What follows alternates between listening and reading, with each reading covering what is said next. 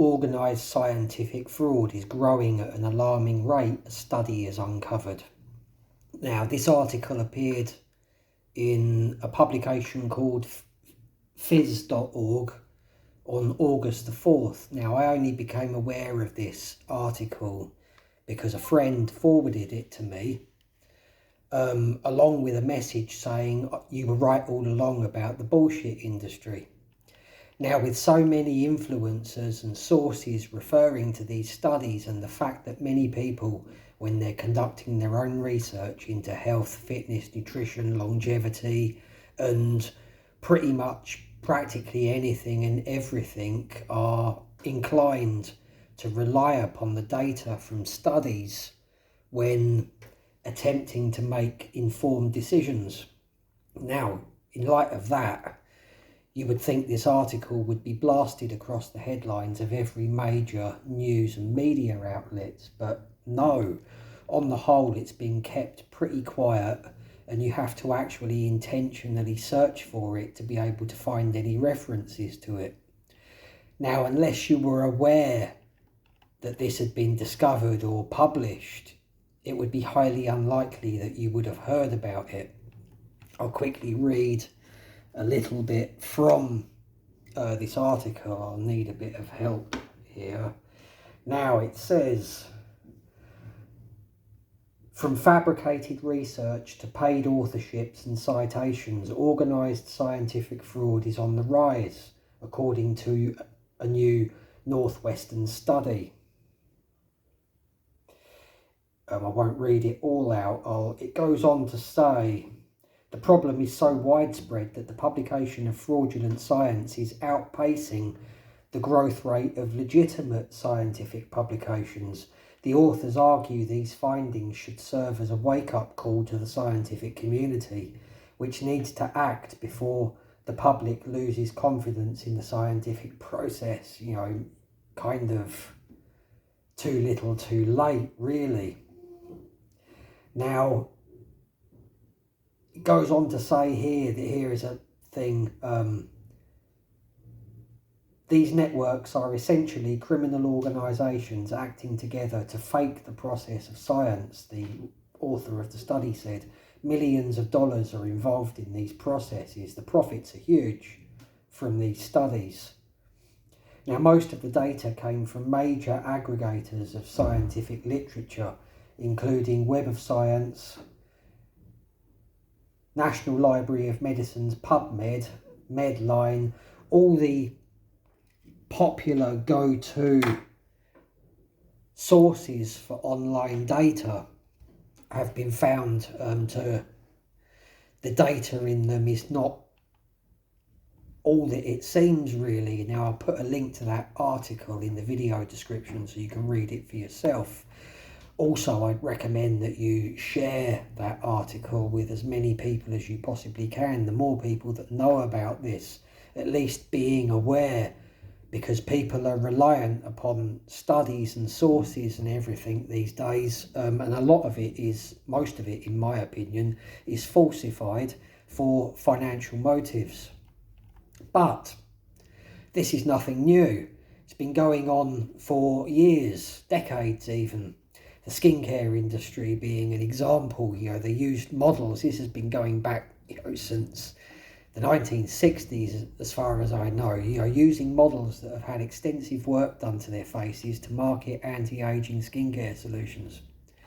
All the magic ingredients in these cases, such as hyaluronic acid, pro-retinol, and hundreds of other chemicals and compounds and ingredients, they all had studies and data confirming their alleged effectiveness, and these adverts openly suggested that using the products would enable you, the consumer, to recreate the results that have been achieved by the model in the advert. Of course, this simply wasn't true. These models were high-profile people with unlimited budgets being paid to advertise creams and serums, and millions bought into these products, and they did not ever look as young as the models in the adverts. It was all bullshit, basically. Seems that people never learn.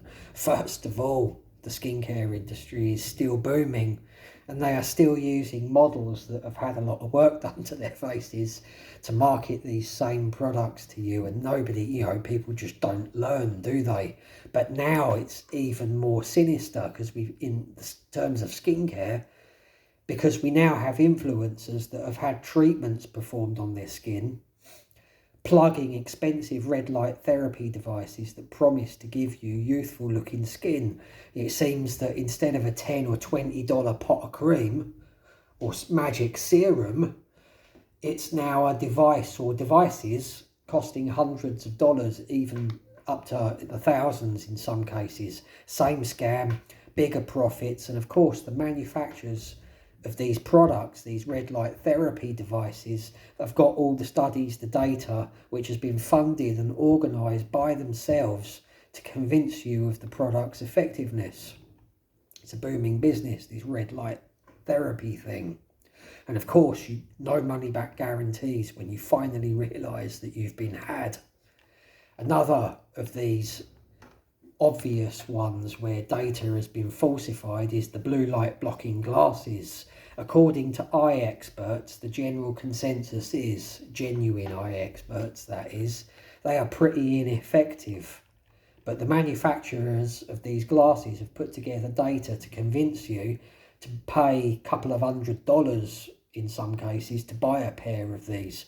Beware of anybody wearing red tinted or orange tinted or yellow tinted glasses in a video. Chances are they are a grifter, and they are part of this criminal network of people who are generating revenues on falsified data. But truth is that this falsifying and manipulation of data is everywhere, and it's practiced in many industries. Ones that spring to mind as pretty obvious, or they should be pretty obvious, are supplement industry and the longevity industries being two big players in this use of scientific fraud. Now, take this supplement to live longer. There are loads of content for this. You will die if you do this or you don't do that. The only truth in that statement is you will die. Well, you will, it's guaranteed. Many influencers are deliberately manipulating data to sell products to you. The motivation is money, it always is money and greed. One recent example I'm going to refer to here is the trending supplement Tonga Ali. The data reported by those promoting this supplement found that the supplement increased testosterone, and it did. There was a study that they all refer to, but yet this was in older men with existing low testosterone. It was only a short-term study, and there were no long-term outcomes being determined. As for increasing testosterone long-term or even on a permanent basis, there was no evidence that it would at all. And yet many influencers are now, today, right now, selling supplements containing Tonga Ali based upon the manipulation of data from a study on older men with low testosterone, claiming that it's been found to increase testosterone by as much as 400% in some cases. If this were true, in reality, if this were true, would this not have destroyed the TRT industry? Yet it did not. Why? Because it has been vastly overhyped and over-exaggerated in normal, healthily functioning men without pre-existing low testosterone. It is unlikely to make any difference, and any increases to testosterone you might see, or energy boost that you might get from using Tonga Ali, are only ever likely to be short-term, because tolerance to all these supplements is built up rather quickly and they're no longer effective. In the meantime, a lot of revenue has been generated through sales of Tonga Ali supplements and the various testosterone boosting supplements that contained Tonga Ali. In this case, the Tonga out of Tonga Ali, it was blatant manipulation of data by influencers that put all of this into motion. But it goes deeper than this. Many of these studies are organised and funded by companies that stand to make a lot of money from selling products based upon this data. The incentives to falsify data are clear to see. There are huge profits being generated from this. This data is everywhere. Some refer to falsified data to push supplements. This is literally all over social media platforms. And they receive an affiliate income from each sale generated by using personalised links. Often the influencer is a third party. They're not, other than being an affiliate, they are not part of the company. Now, not all influencers are intentionally presenting falsified data. Many believe the authenticity of the data that they're presenting, and there is no malicious intent on their part in this respect. They are marketing supplements, and they're merely referring to any studies that they can find to convince people to buy the supplement using the link that they provide, and for them to make more sales and generate more income. However, this is my opinion, and of course I've got no evidence to back this up, but other influencers are obviously taking kickbacks from importers and wholesalers of these supplements and ingredients. Now, these influencers usually endlessly plug a supplement or an ingredient without offering any links for viewers to hit for affiliate revenue. Look out for the ones that post up repetitive content on the same thing over and over and over again. On the surface, it seems that they're offering free advice, but because there are no affiliate links, but under the table and off camera, who knows? Then we've got influencers who are connected to universities and institutions. These universities and institutions profit from whatever revenues that their representatives generate from all of these affiliate sales or products that are produced and all of that, and so do all the media platforms that host all of this content, YouTube, Instagram, TikTok, Facebook. And while everyone is making money from this through ad revenue and other avenues of monetization, nobody is in any great hurry to bring this bullshit industry to an end anytime soon. If the studies are mostly falsified, obvious question that arises here, if the studies are mostly falsified, then is this study that I've referred to here any different? Valid question. But the motive for that study seemed to be concerned scientists looking to clean up science and to regain its reputation for being fair and unbiased in evaluating all the elements that they're investigating. If anything, it seems that this is anti-marketing, and it seems that there are a load of people who would stand to lose a lot of revenue if this were to become commonly known, and more importantly, commonly accepted. But in my opinion, they are too late.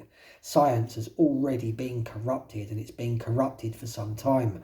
The truth that has been revealed in this article only really scratches the surface. And this article has gone largely unnoticed anyway. For those of you who seek only truth, beware of those who refer to studies. Chances are they're referring to falsified data, whether they are aware that they are doing this or not. Be particularly aware of those who intentionally manipulate data. Many popular influencers are doing this, and they often have PhDs, credentials, and are also connected to famous institutions. This means that people are much more likely to trust them. The bullshit industry is a global pandemic. Think before dropping your money on anything. There's no hurry. something caught your eye, whatever it is, it will still be available to buy after you took a few days or a few weeks consideration and research. And also beware of that research. Often it has been falsified. Subscribe and follow for more. Wish you a good day wherever you are in the world.